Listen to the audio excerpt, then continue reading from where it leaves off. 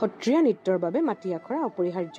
ইয়াৰ দ্বাৰা শৰীৰটো নাচৰ উপযোগী হোৱাৰ লগতে বিভিন্ন ভংগী শুদ্ধভাৱে দিয়াত সুবিধা হয়।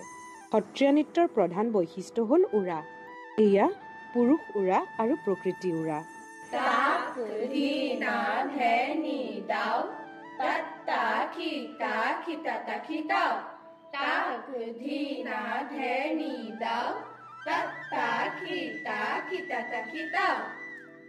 এয়া উৰাত উঠা বহা।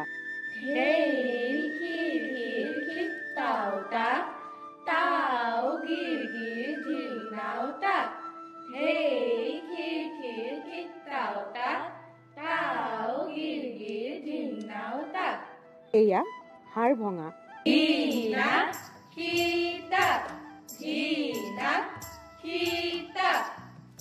সত্ৰীয়া নৃত্যৰ বাবে মাটি আখৰা অপৰিহাৰ্য। ইয়াৰ দ্বাৰা শৰীৰটো নাচৰ উপযোগী